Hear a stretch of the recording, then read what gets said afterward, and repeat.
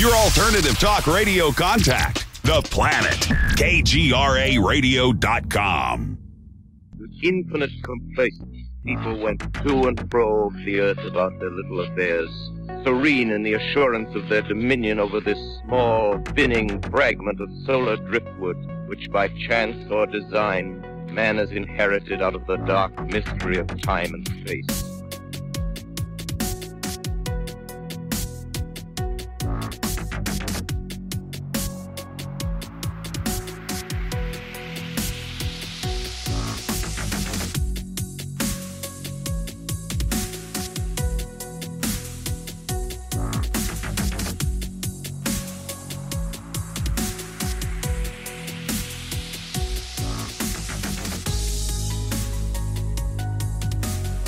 Do you enjoy true stories of the supernatural from the people who experienced it?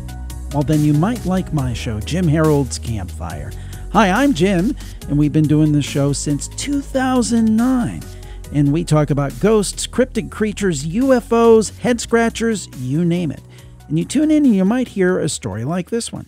And as he was driving home, he encountered a shadow person who seemed to be dressed like a monk. I know that sounds very strange, but it was a solid black form, and it was wearing a hooded cloak tied at the waist with the cloak up, and it had glowing red eyes. He sees this thing coming out of a really teeny abandoned cemetery. If you haven't tuned in, I hope you'll check us out. You can find us on Apple Podcasts, Spotify, and wherever podcasts are heard.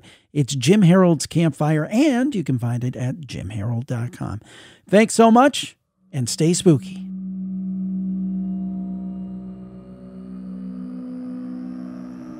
Hello.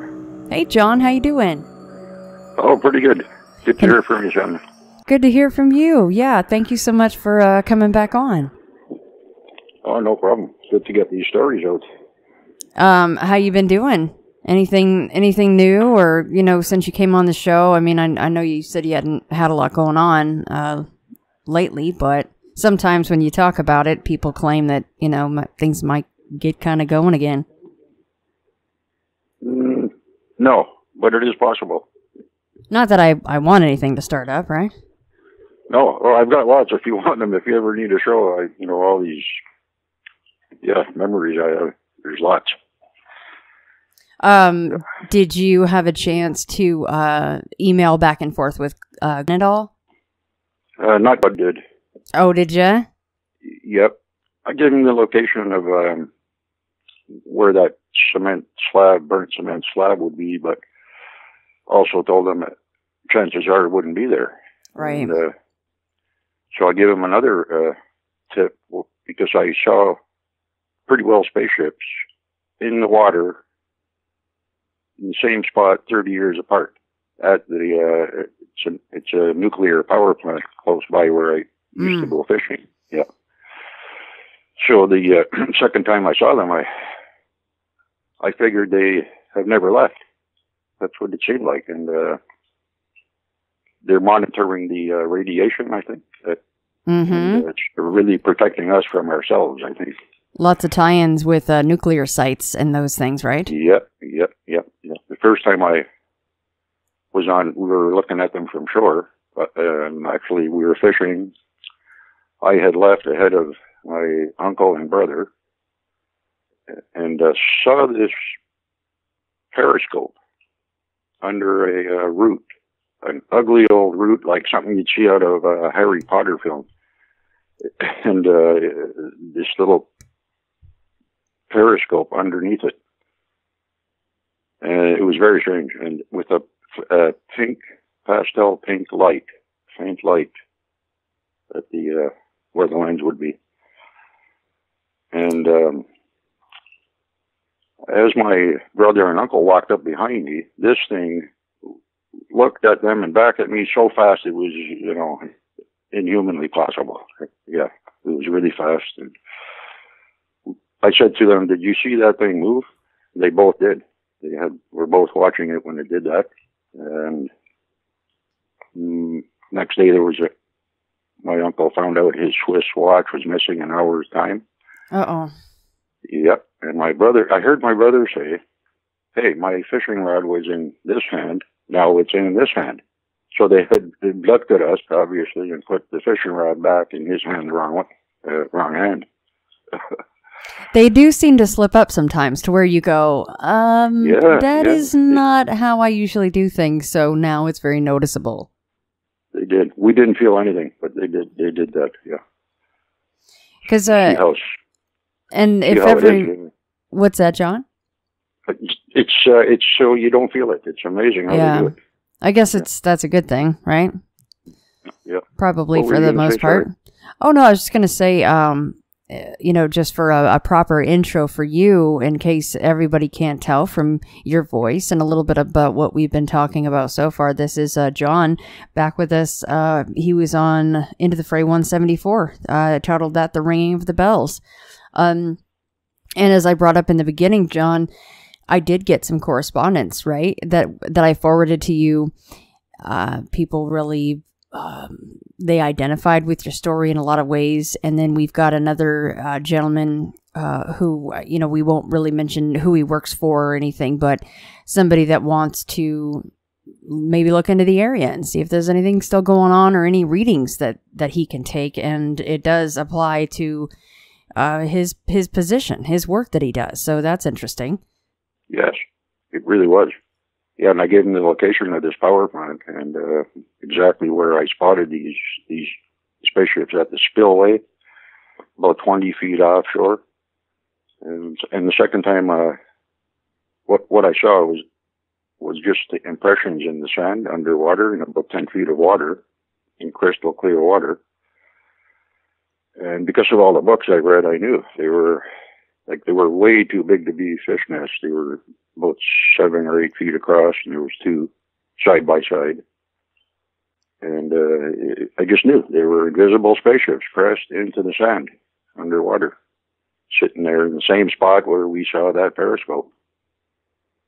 Yeah, so yeah, and I think they're still there. So I gave him all that information, and let's see what he finds. Yeah, and I'll keep you informed, of course. And then if it gets to the point where I think he basically said if he had enough information, he would come on anonymously and talk about it. So a shout out to him. You know who you are. We're looking forward to it. And of course, as mentioned in the beginning, and I'll cut out that first part where I mentioned his name because I know he wants to stay completely anonymous as well. But a shout out to Mr. G. He also emailed and he said, hey, I've got an incredibly similar situation that I've been through, and he wanted to touch base with you, John. So I'm sure that more people will be coming forward with their stories, and if they want to come on the show and share, great. If not, totally fine. I can always just forward the information on to John through me. So email is shannon@intothefrayradio.com. So John, on this chat, we are actually going to switch gears quite a bit. We are going to talk a little bit about cryptids tonight, and we are going to talk about Bigfoot, probably in a place where most people may not think a Bigfoot should be, but we are going to go there. And then you also are going to touch on Thunderbirds, which I find to be a fascinating subject. I don't cover it enough here, so I was so excited when you were like, well, actually, I've got a pretty cool story that relates to that. So wherever you wanted to start, John, I'll give you the floor. I'll start the story with this Bigfoot stuff. So even though I've never seen a Bigfoot, this is my story. Because my family, brother and mother, who were the ones that saw them, really never talked about it ever. And only found out about my mother seeing Bigfoot twice when she was about 65. After I told her my brother had seen Bigfoot, and we were living in BC. What happened was I lived in Vancouver. It was 1981. It was 6:30 in the morning, and my brother had been missing for a couple of days. It was the third day. I was getting worried. And it was 6:30 in the morning, the third day. third morning, and he came in with our friend Victor, and they looked kind of bummed out and down, and started saying strange things. I can't remember what it was, but then I heard one of them say, I was looking into the eyes of Sasquatch. So when I realized what they were saying, I stopped them and said, are you saying you saw Bigfoot? And they both started talking at the same time, really loud and so fast I couldn't make out anything they were saying, and they wouldn't stop. So what I did was separated them. I kind of knew what to do from seeing this kind of stuff before. You separate the people right away and get the stories, ask them questions. I asked them about 10 questions each. Mm-hmm. Kind of like which side of because they were down by a waterfall and river when they saw them. Which side of the river were they on? They saw 3, and I was asking them which side was the smallest one on. Stuff like that. And their stories matched perfectly, exactly. So I knew they had seen Sasquatch in Vancouver, just outside the city. I could tell the name. I'm not worried about that. Is it okay with you? Oh, of course, sure. Yeah, okay. It was Lynn Valley. That's what we called it at the time. And I just Googled it recently, and it's actually a canyon. So Lynn Canyon, and there's an ecology center there now, and a suspension bridge. So John, how old, sorry to interrupt you, how old were you and how old was your brother and his friend at the time? Okay, so we were in our 20s. You guys were all in your 20s, okay. 38 years ago, yeah. And I'm 60 now today. So why were they missing for 3 days? What was going on there? I didn't know. It was like after they told me this, they left, and I thought it had just happened. They were still just like it just happened. I had asked them how close they were, and they said right up in front of us. And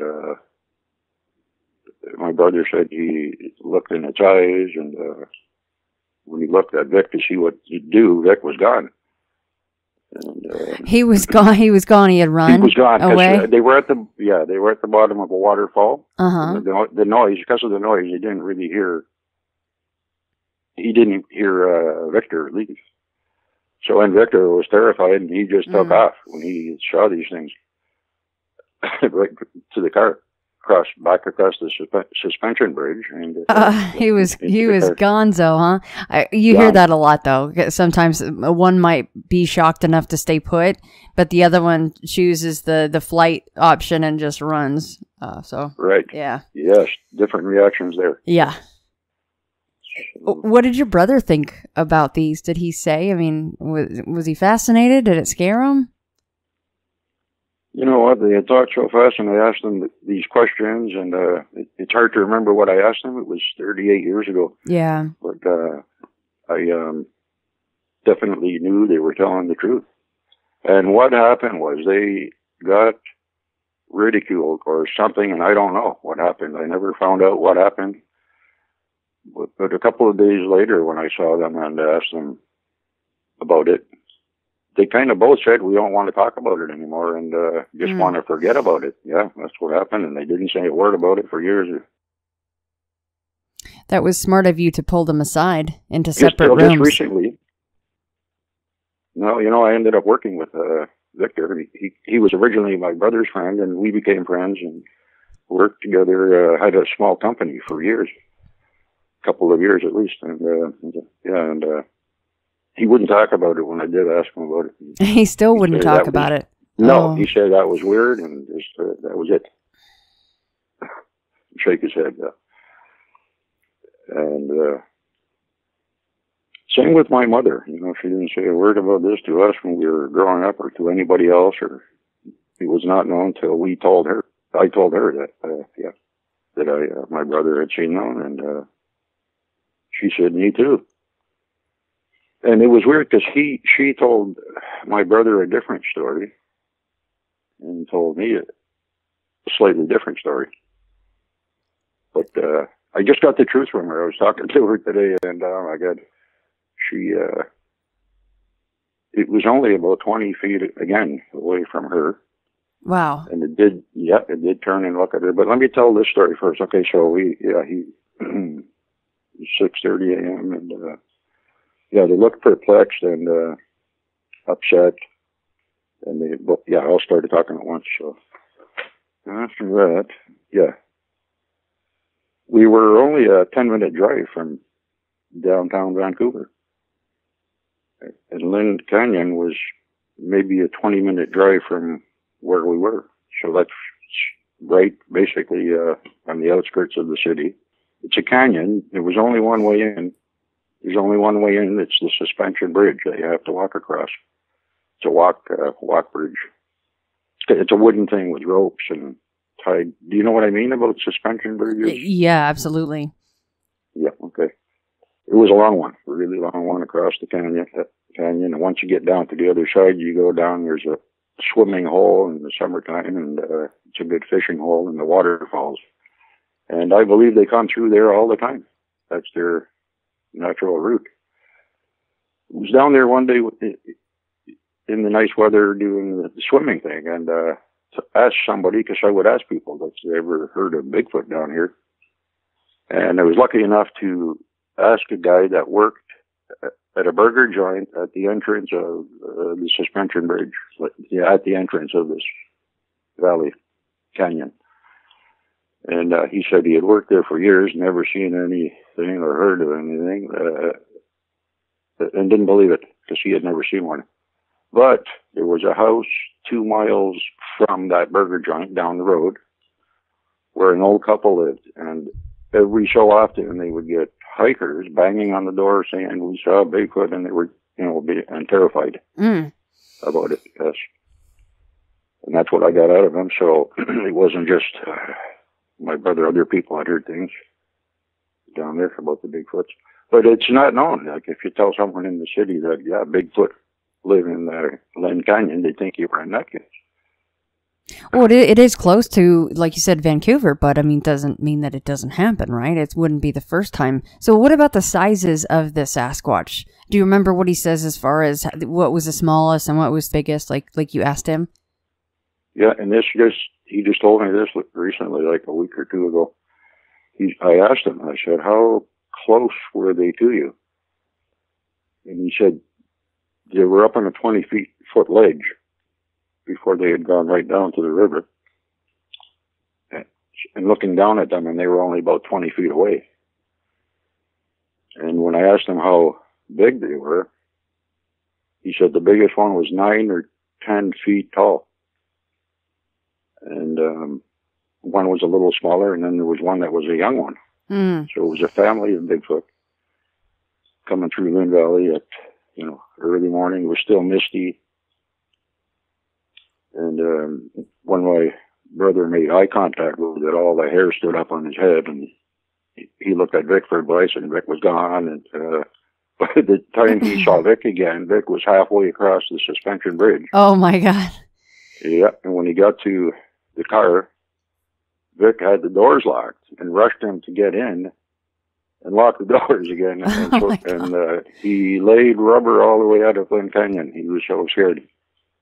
Yeah. That's really interesting that they basically saw what we would consider the entire family unit, right? Usually you don't hear of seeing all of them. And I don't even hear a lot about people seeing juveniles. So that's really cool.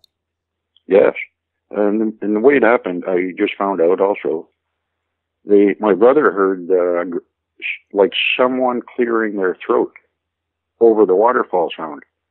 And the second time he heard it, because he thought it was Vic, he looked at Vic, and it wasn't Vic. And then he heard something like caveman talk. Oh. And so they got up and looked down the river off the ledge, and there they were, right in front of them. That's another part. They sounded like people. And this part I just got too. I asked him what color were their hair and the eyes, and he said the hair was brownish and the eyes were kind of like the hair, but lighter, like a bear would be. Right. Yeah. Yeah. And I've heard that before about him. Just that they were 20 feet away, and it scared the hell out of both of them. Yeah, they were so scared. I did ask him, I said, did they look like apes, Neanderthal, or human, or what? Angry, or what? And what he said, this is the funny part. Did you see the picture of them, my brother? I sent you an email picture. Oh, let me look. Let me look. Okay. You sent a picture of... Yeah, it's my brother, mother, and sister. Okay, yeah, I do. I see it right now. Okay, so he thought about it and he said, you know, I'd look kind of like me, the way I look right now. He came in at Christmas time with a full beard and more hair, and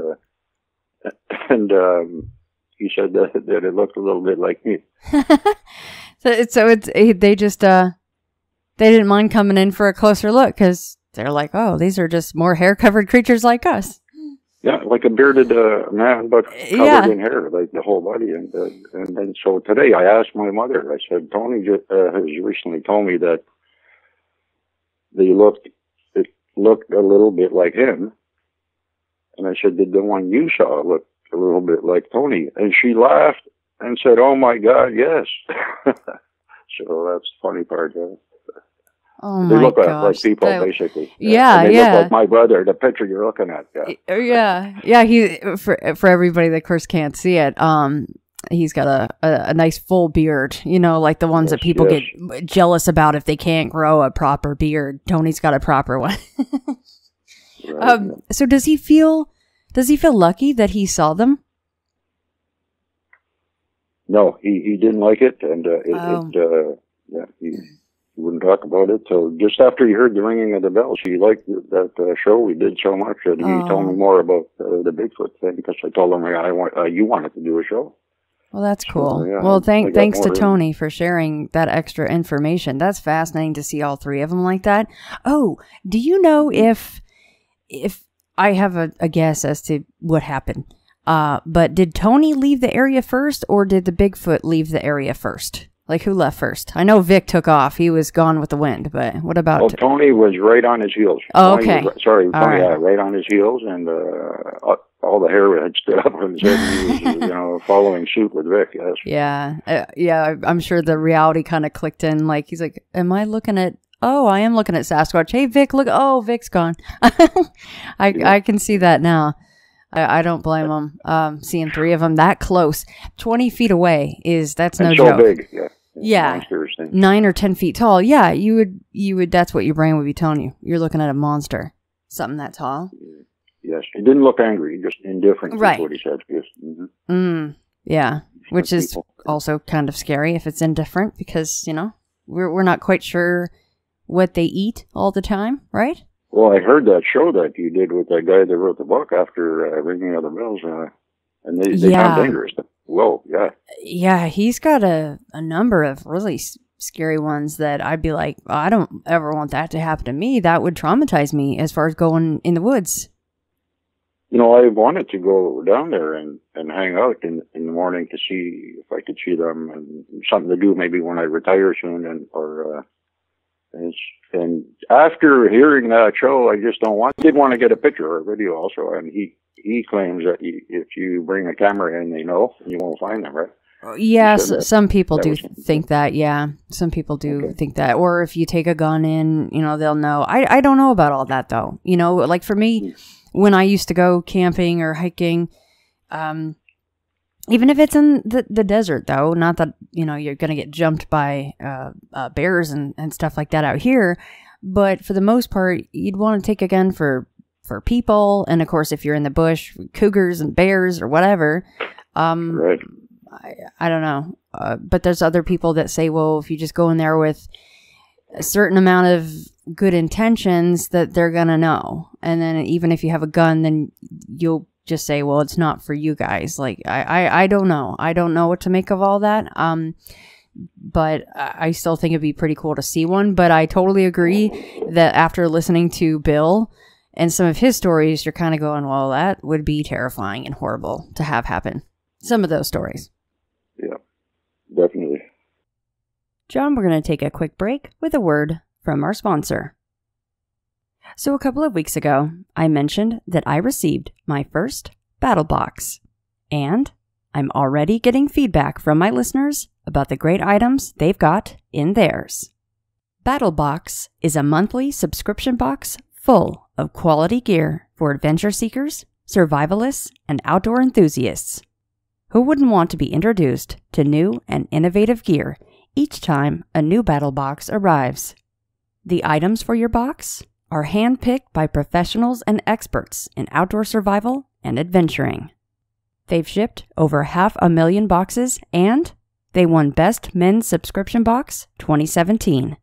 Plus, they release a video for each new box, so you can see exactly how to use everything in your battle box.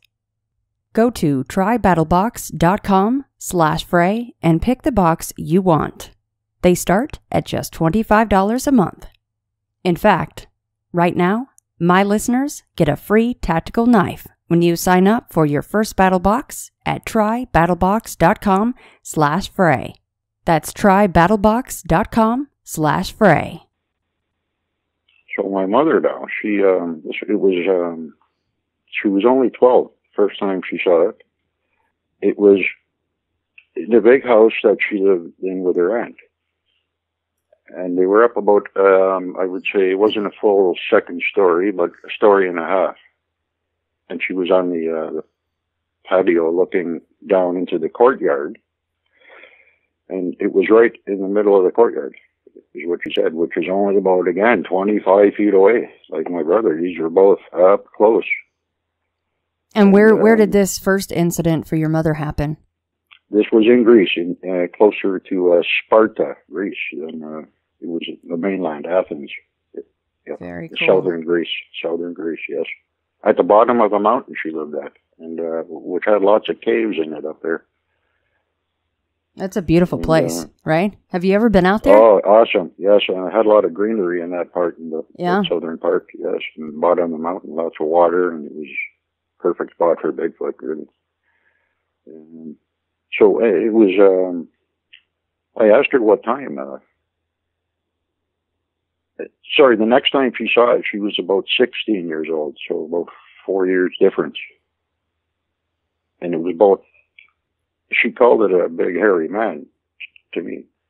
It was gray, like the hair on a gray-haired man, is what she told me the first time she saw it. And second time it was just gray and lighter, a little bit whiter.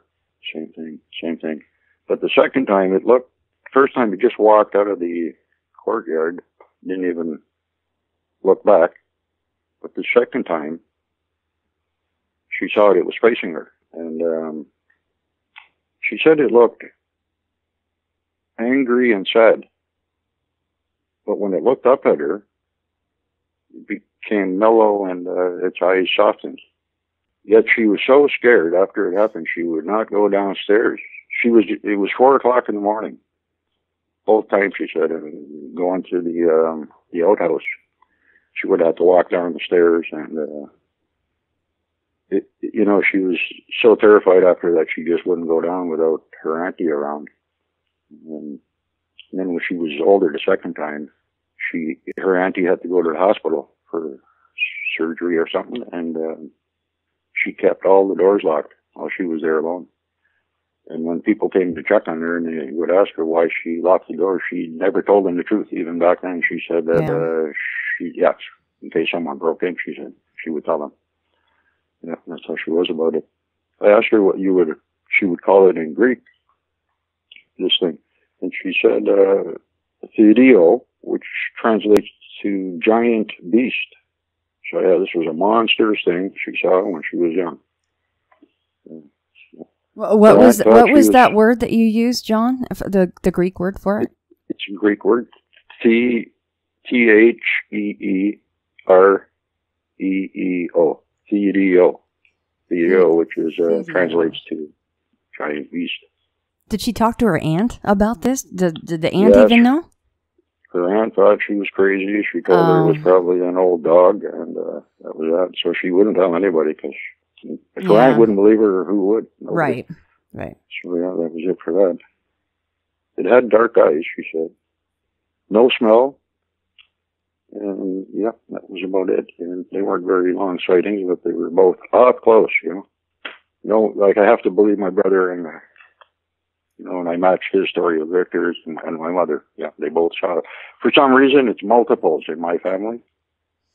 I saw 7 aliens. My brother saw 3 Bigfoot, and my mother saw Bigfoot twice.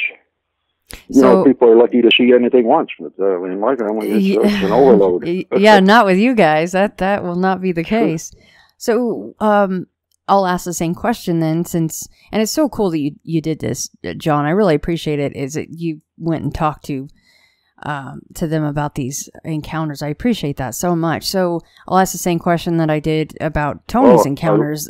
Was she terrified then her whole life, or now looking back, did she feel lucky to have seen them?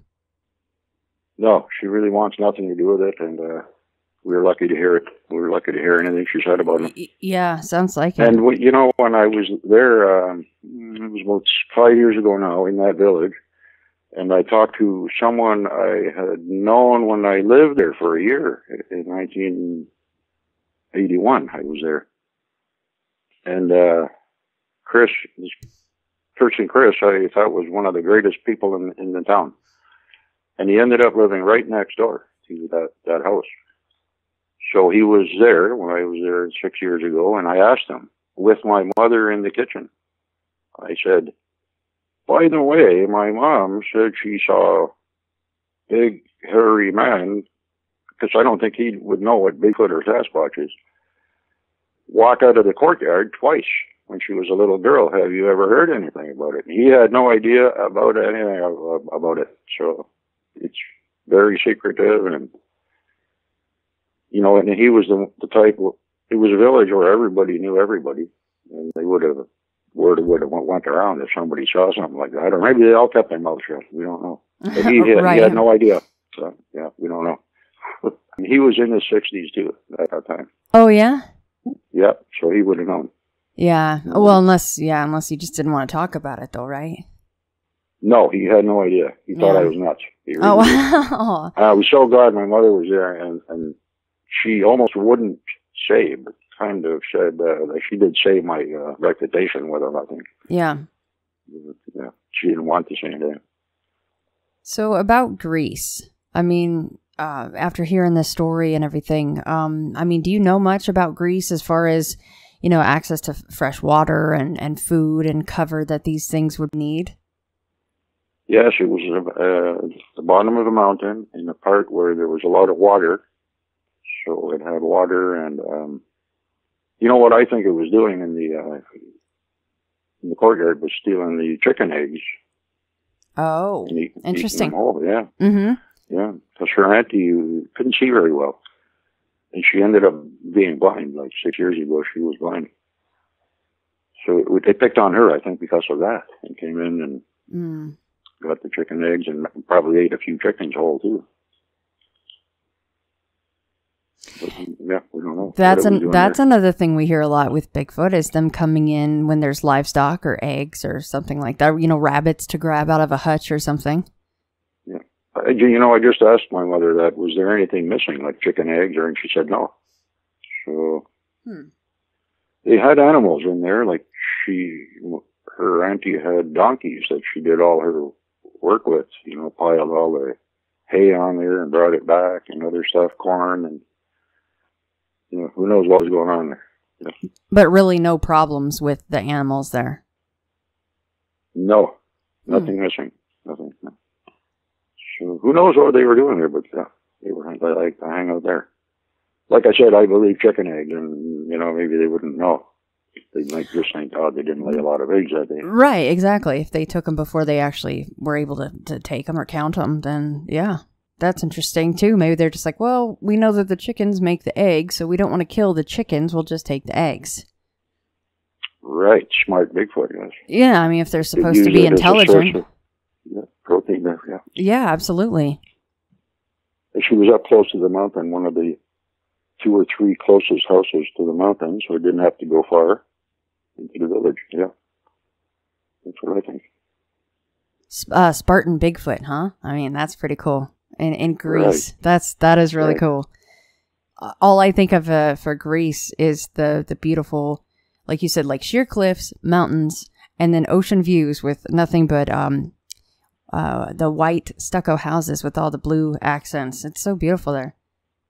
It is, and perfect weather. It's guaranteed weather almost. Yeah, it's like living in San Diego or something, right? Yes, yeah. Sunny. It's land of sun and sea. We call it. Yeah. And Bigfoot too. See, and gray Bigfoot. That is something that we don't hear about very often. Is the lighter or the white Bigfoot? But were you able to hear?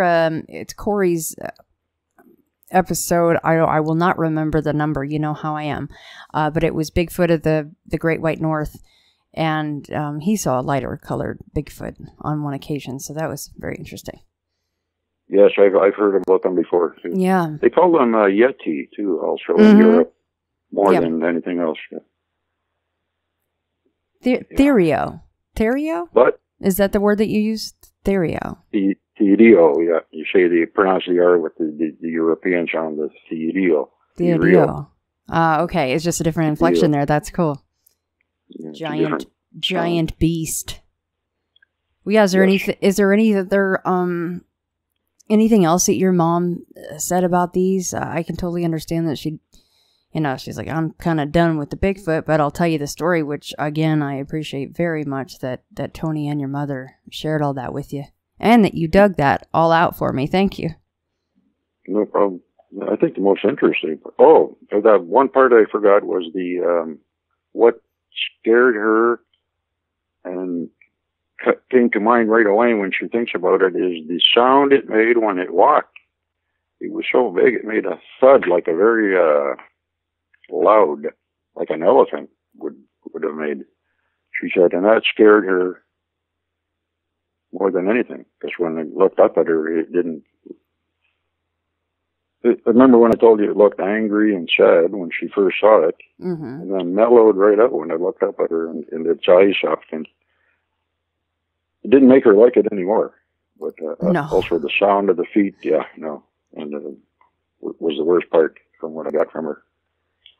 I wonder if that was because it just saw her as she was. She was just a kid. She was only 12, right?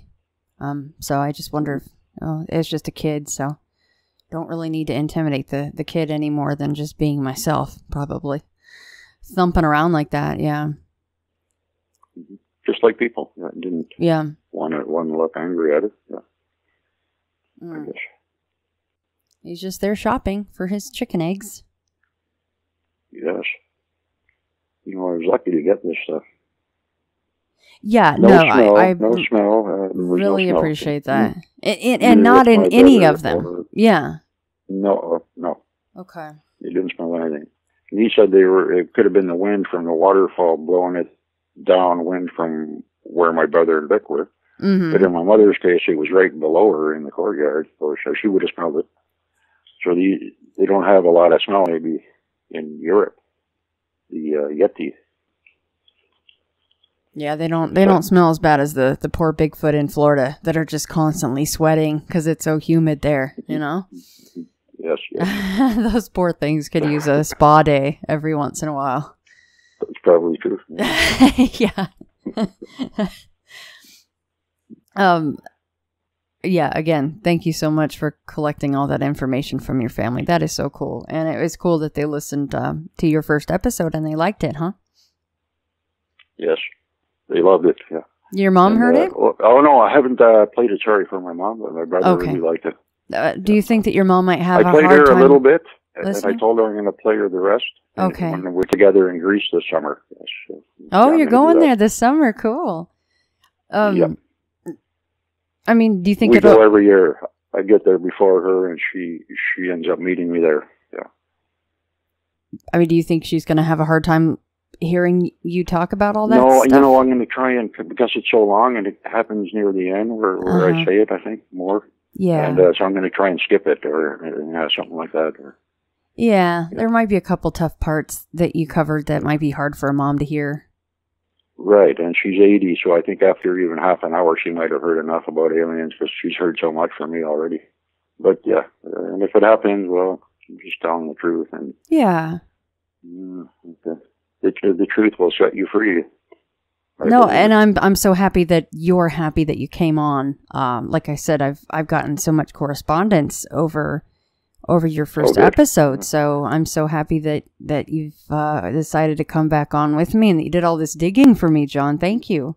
Oh no, yeah, it was a much better story than this Bigfoot stuff because it wasn't me, and I can't say as much about it as they would be able to. But if I had made notes for ringing of the bells, it would have been way better. I wish I had them. Yeah, too bad. Oh, no, maybe in the future we'll do it again, and we'll do the whole thing. Yeah, anytime, you are always welcome back on to, if you need to fill up any holes or if there's, entire stories that we missed. People really enjoyed that episode. So, in fact... Oh, go ahead, sure. Oh, I'm sorry. I was just going to tell you that I was doing Facebook does that Facebook Live thing, I was doing that with the Small Town Monsters crew, and somebody asked a question. It was me and Seth and Adam and Brandon all on together so that we could help to promote the films coming out, Bigfoot and everything, and for the Kickstarter. And somebody actually said in the comments, ask Shannon if, maybe you guys can do a rendition of like a documentary, like a film style for 174, Ringing of the Bells. And I was like, see, people love your episodes. So I just wanted to tell you that. I meant to tell you that earlier. Thanks. I appreciate that, hearing that. That's great. Yeah, it's an incredible story. Yeah, and absolutely. unlike anything you read in the books where they're stationed in one neighborhood, it's just unheard of. But okay. All right. So now I've got this Thunderbird story, and this is my favorite. This is I am very proud of this, and nobody sees these. If I hear stories about 15 and 20 foot wingspan birds, and that's not what I saw. What I saw was 40 or 50 foot wingspan. It looked like it was the size of a small airplane. Wow. Yeah. Did you get the pictures I sent of the lake? Yes. Did you want me to? Across? Yeah. No. I just want to remember where. And this is so when I looked out at the lake and saw it, it was way over the lake, and it looked like a small airplane coming way down over the lake. And I thought, wow, it's flying so low, it must be trying to avoid radar, and it's smuggling drugs. That's really what I thought. Right. And got tired of watching it. Went back inside and missed the whole thing. Because years later, I don't know how many, maybe half a dozen years later, I was out there again. And both times it was very quiet, Sunday mornings, 6 o'clock, 5:36, where it wasn't daylight yet, but it wasn't dark. It was in between dusk, I guess, or what do you call it, dawn? Mm-hmm. And I saw it again. It was closer this time. Same thing, dark color and wings outspread, never flapped its wings. It was like an airplane. And near the shoreline, I realized it was a bird. And I watched it a little longer, and it was coming closer to a point where it could see me. So I ducked behind a partition. I'm up on the 17th story of a high-rise.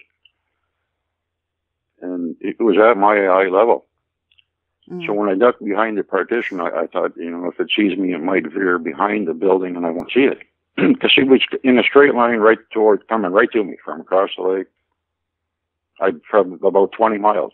So I had seen it about 20 miles away, come all the way to me, straight to me, across that lake.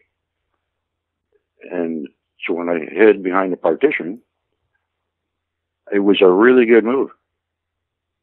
I think because it would have ducked away. It didn't want anyone to see it. It was flying under the cover of dusk or dawn on a Sunday morning. No one was awake yet. It was very quiet. And when I stepped back out after a minute behind the partition, it was only about 30 feet away on my right. And so my jaw dropped open. I was looking at a monster, 40-foot, 50-foot wingspan. It looked like a cross between a hawk and a raven. Gray, dark color. And it had a beak on it that was abnormally big, even for the size of this bird. Big, bulky beak with a huge hook on it. I'm looking at the beak.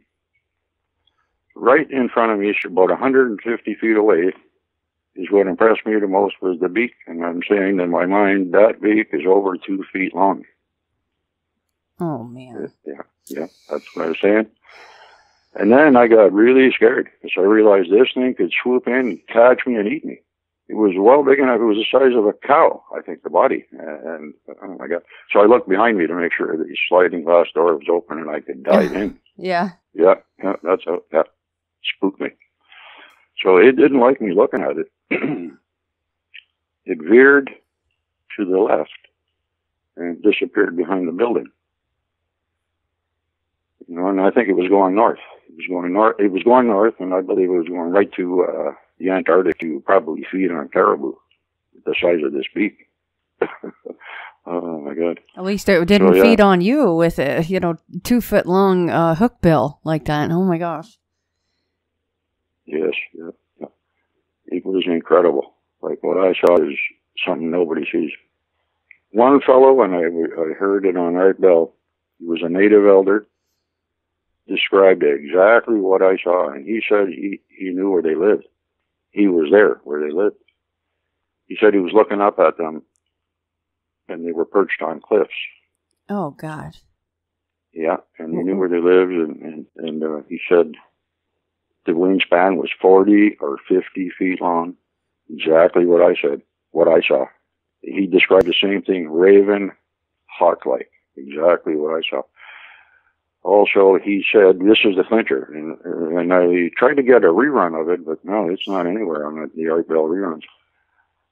He said the beaks are 3.5 feet long, exactly what this native elder said.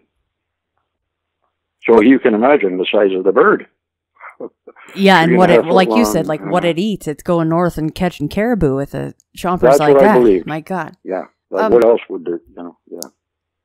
So this is Canada. What about the Native American man? Where did he see his? He was in the States somewhere. Wow. He was a native elder. Yeah, he was like a shaman, or Art Bell used to like getting the native elders on. Yeah. I'll see if I can help you track that one down. I would like to hear that too. If I find it, I'll forward it to you. Okay. Thanks. I know that would be awesome. So that's my favorite thing. I mean, 150 feet right in front of me, I saw a Thunderbird. I must have had the best sighting anyone has ever had, except for this native guy who knows where they live. Yeah, because they're always so far, and people have gotten pictures, of these flying humanoids or Thunderbirds, but they're so far away. I don't think anyone has a picture of these. This thing I saw. Yeah, it's impossible to tell what they are. I mean, some of these could be drones or some kind of whatever. I remember one time there was a picture floating around, and I saw it recently again. It just annoys me when people keep sharing these things, and not that they know, they mean well, but someone had actually taken a Buzz Lightyear doll and tossed it into the air like at dusk or dawn, like you said, and taken a picture of it, and it was just blurry enough to where it just looked like, like a Mothman or something flying, and everyone's like, that's Buzz Lightyear. It's not anything. Okay, swinging back to when it gets... So you noticed the beak, you said around 100 feet out plus. Like you saw the beak, you noticed that. And then it gets around 30 feet away from you. And you said it looked more like a mix between a hawk and a raven. So this thing is covered in feathers, right? Like this isn't a pterodactyl looking thing with no feathers on it, right? No. When I came out from behind the partition and looked, it was about 30 feet to my right and about 150 feet out from the balcony I was standing on. Ah, gotcha. And at my eye level. I was looking at right in its eyes. So right away, my jaw dropped open. I realized I could run in and get the camera. I had a camera, but I could not take my eyes off this. I was seeing something so incredible. You can't take your eyes off it. Yeah. No, and it was going to go by, and I had to watch it. And it never flapped its wings, right? It was just gliding the whole time. It was gliding, just like an airplane. Wow. It looked like an airplane till it got up close. And it never flapped its wings when it went by or anything. It just slowly veered to the left behind the building and kept going north. And it was probably all the way into the Northwest Territories in the next half hour before it got light. And that's why I think no one's got a picture, because this thing was a smart bird. It was traveling under the cover of dusk. Mm-hmm. And so early on a Sunday morning that barely anybody would see it. I was very lucky that I'm always up early in the morning. Lucky to see it. Early bird gets I'm the waiting Thunderbird. for it to come by, because I know it has come by twice. I've got my high-def iPad ready to go. So hopefully I get it. Keep that sucker charged up, right, John? Right, it always is, yes. When, right beside me. When was that really close sighting? How long ago was that? Probably about 12 years ago. Okay. Yeah. Last time I saw it. Where in the world is that thing sleeping? What size of a nest is that thing building, right? Well, they're too big to land on trees. Yeah, I would think so. And that's why I fully believe this native elder. He said they perch on cliffs. Yeah. They're that big. That's all they could use, perch on cliffs. I mean, in that area around you then, I mean, do you have a lot of places like that with cliffs or caves or something like that could live? Or do you think it's just out there hunting? No, I think it was migrating to get some... Yeah. First thing I thought it was the caribou. There's so many, and they're out there in the plains, and you could catch them and eat them with that big hooked beak. I believe I saw, because I don't think there's a lot of these, I believe I might have seen the same one of the same ones that native elder saw that knows where they live. That's what he said. I know where they live. Yeah, I don't think there would be too many of those around. Right. And I was probably seeing the one coming from one cliff, going north to feed, and then maybe coming back on another Sunday morning back to the cliffs. Who knows? In fact, bringing up Small Town Monsters again, but one of their films coming out this year is called Terror in the Skies, and it's all about sightings of Thunderbirds and things like that. Nice. Yeah. That sounds interesting. Yeah, it's too bad I hadn't already heard yours or Seth hadn't. He would probably be very interested in hearing this story. He'll be excited about this one. This one is very, very close. And I don't blame you for being extremely nervous about checking the sliding glass door and making sure it was open. Yes. Thing could have picked you right off there. And I mean... Well, when I realized how the danger I was in, it was so fast that... I barely had time to look back without worried about it swooping in to get me. Yeah. So yeah, I looked back really fast and back at it. Yeah. I mean, just think, everybody just let that sink in. 40 or 50 foot wingspan. Right. That's the kicker. Yes. That's a whole other ballgame. I've heard it. Oh man, I've heard it once or twice, but so rare. It's usually 15 or 20 feet or maybe 25, but it's not what we shot, what me and this native elder shot. No, these are different. Well, now I really want to help track down that Art Bell show. If anybody's out there listening, good. If I haven't found it by the time this airs, actually it's going up tomorrow night, so I probably won't be able to find it before then, but a lot of people in the audience are very adept at doing such things. Don't procure it illegally if it's supposed to be paid for, especially since I now work for Midnight in the Desert. Please don't get me in trouble. Don't send me any hacked files. If I have to, maybe I could just ask Keith. Maybe he's got access to stuff like that. And we can listen to that. Maybe I can actually replay it on the show if I'm allowed to. I will double check. Yes, I hope you find it. good luck. Please find it. That would be awesome. When's the last time you heard that? Years and years ago? Yeah, when I was living here, which has been it was 2002 when I moved in. Okay. April. So anytime in between there, 2002. So how many years ago would that be now? 2019. So 16 years ago. Yeah. Between 16 years ago and now, so I would say it was at least 10 years ago. So somewhere in there. Right. Somewhere in there. Yeah, it's definitely tough to track down a lot of those files, especially when somebody like Art Bell did so many shows. It was every night then. Yeah, it definitely becomes a little tough, but not impossible. Maybe I can get my hands on that, or if somebody in the audience wants to help me out, that'd be awesome, and I can share that with everybody. And John, of course, he can hear it again. Great. I've got a couple birds, here at the house, and technically they're parrots, and they're called hookbills because they do have the hook bills.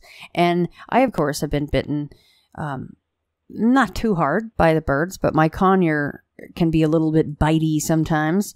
And even and people that have like big birds, like cockatoos or macaws, can tell you that there's nothing like a bite from a bird.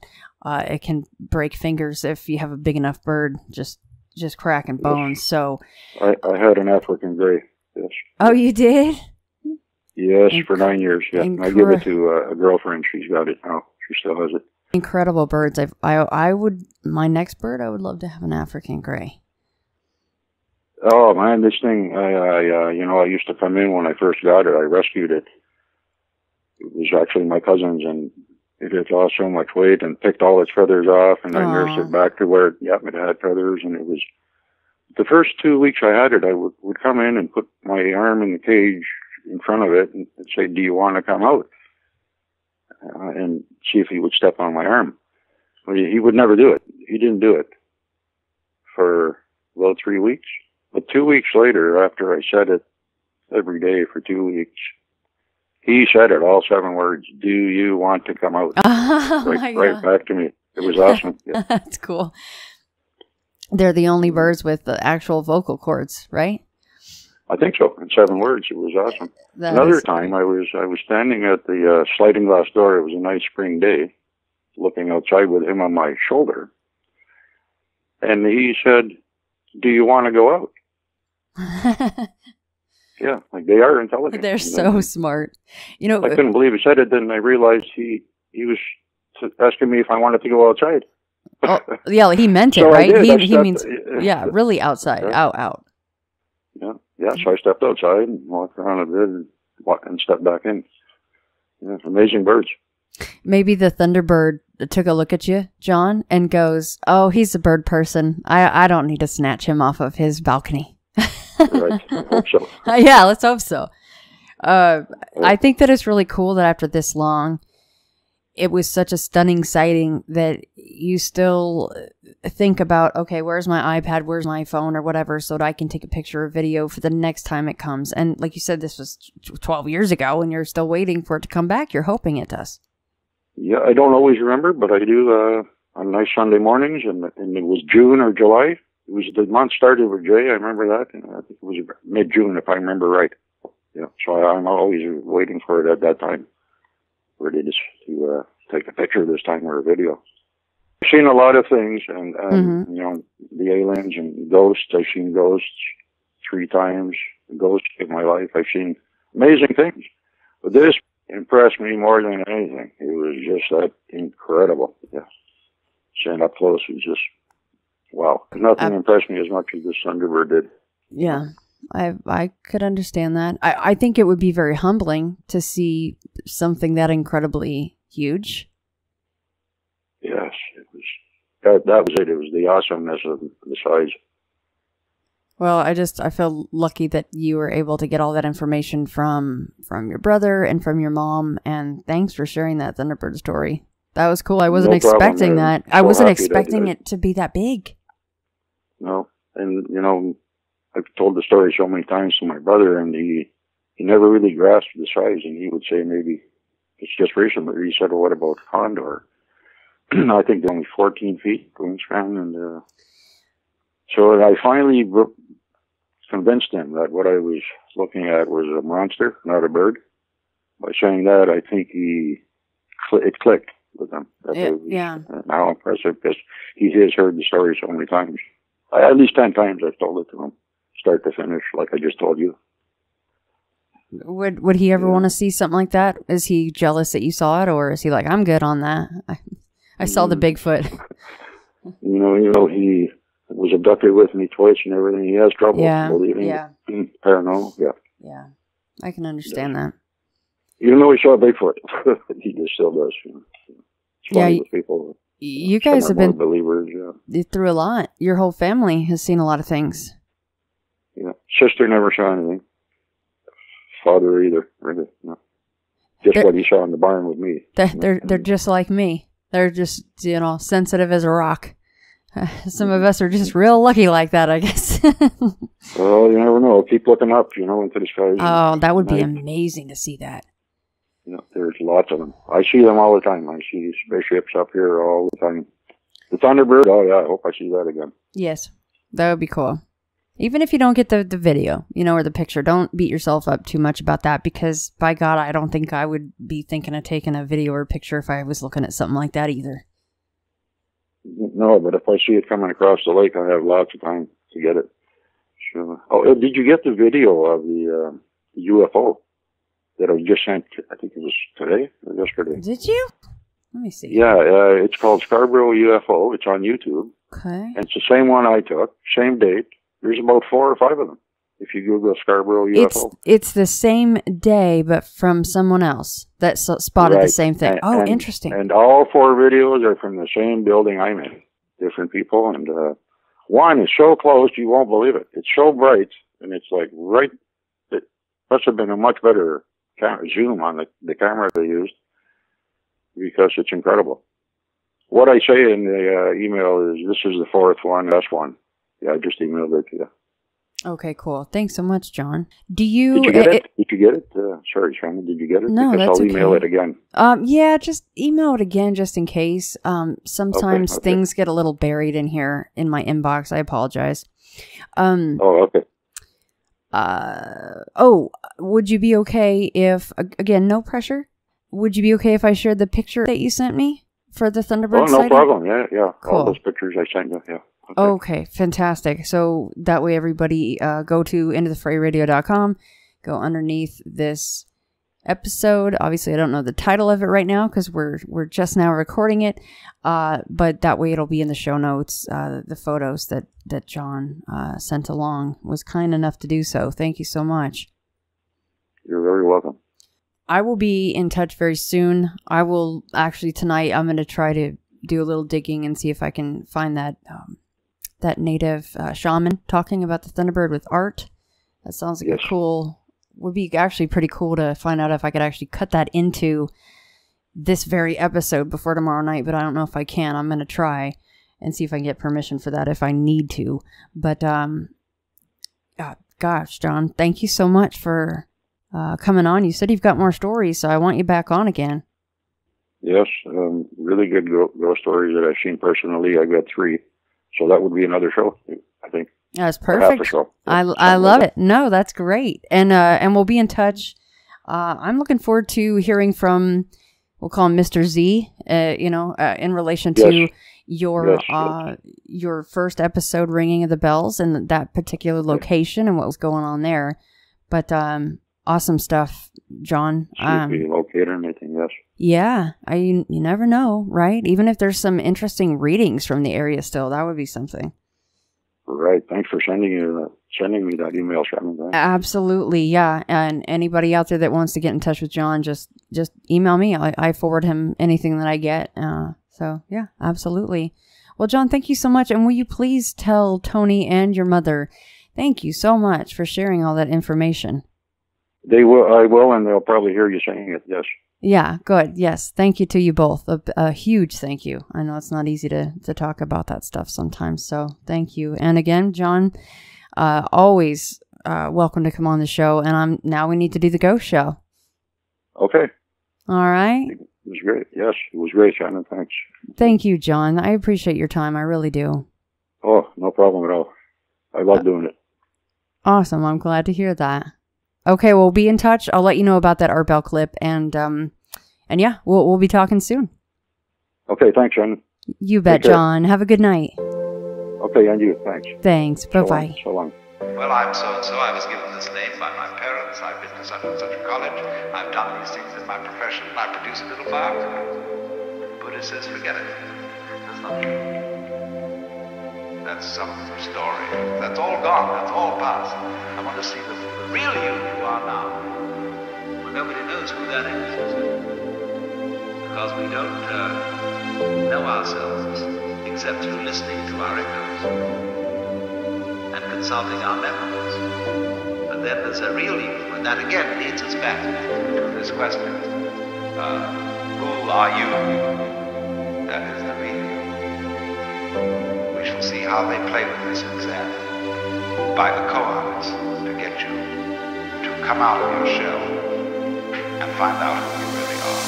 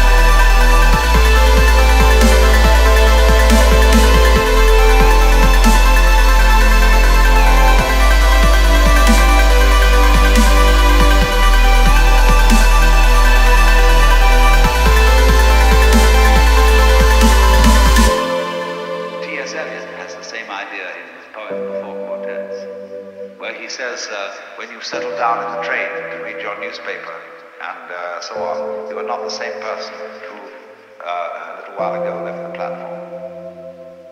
If you think you are linking your moments up in a chain. And this is what binds you to the wheel of birth and death. But when you know that every moment in which you are is the only moment, this comes into Zen. A master will say to somebody, get up and walk across the room. And he comes back and he says, where are your footprints? They've gone. So where are you? Who are you? When we are asked who we are, we usually give a kind of recitation of a history.